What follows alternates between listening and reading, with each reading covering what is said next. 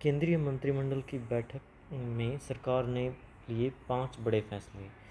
केंद्र सरकार ने 14 फसलों के लिए न्यूनतम समर्थन मूल्य बढ़ाने, महाराष्ट्र का वधावन बंदरगाह विकसित करने और गुजरात तथा तमिलनाडु में समुद्र तट के पास पहला पवन टर्मिनल विकसित करने का निर्णय लिया है।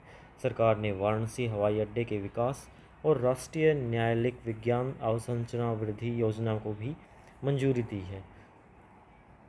केंद्रीय मंत्रिमंडल की कल नई दिल्ली में हुई बैठक के बाद मीडिया को संबोधित करते हुए सूचना और प्रसारण मंत्री अश्विनी वैष्णव ने कहा कि सरकार ने बैठक में 5 बड़े फैसले लिए। उन्होंने कहा कि कैबिनेट ने 14 फसलों का पर विपणन सत्र 2024-25 के लिए खरीफ फसलों के न्यूनतम समर्थन मूल्य MSP को मंजूरी दी है। श्री वैष्णव ने कहा कि धान, कपास, बाजरा, दलहन और तिलहन के लिए न्यूनतम समर्थन मूल्य में उल्लेखनीय वृद्धि होने से किसानों को लाभ होगा।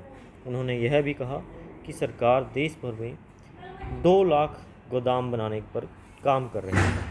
श्री वैष्णव ने बताया कि केंद्र सरकार ने महाराष्ट्र के वधावन में सभी मौसम के लिए उपयुक्त नया बंदरगाह विकसित करने का निर्णय लिया है। उन्होंने कहा कि इस बंदरगाह को बनाने में 76,000 करोड़ रुपए से अधिक की लागत आएगी और यह दुनिया के शीर्ष 10 बंदरगाहों में से एक होगा। उन्होंने यह भी कहा कि इस बंदरगाह का विकास 2 चरणों में किया जाएगा और इसकी मालवाहन प्रबंधन क्षमता 2 करोड़ 30 लाख टन होगी। उन्होंने कहा कि यह बंदरगाह आने वाले वर्षों में लगभग 12 लाख लोगों को रोजगार देगा।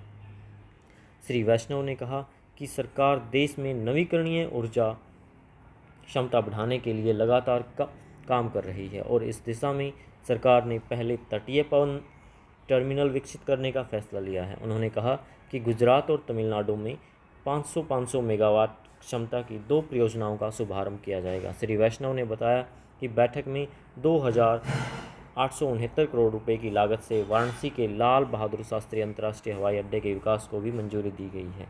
उन्होंने कहा कि पर्यावरणीय स्थिरता सुनिश्चित करते हुए हवाई अड्डे को हरित हवाई अड्डे के रूप में विकसित किया जाएगा। एक अन्य निर्णय की जानकारी देते हुए श्री वैष्णव ने बताया कि मंत्रिमंडल ने राष्ट्रीय फोरेंसिक बुनियादी ढांचा संवर्धन योजना को स्वीकृति दी है, जिसके तहत देश भर में राष्ट्रीय न्यायालयिक विज्ञान विश्वविद्यालय और केंद्रीय न्यायालयिक विज्ञान प्रयोगशालाओं के ऑफ कैंपस की स्थापना की जाएगी।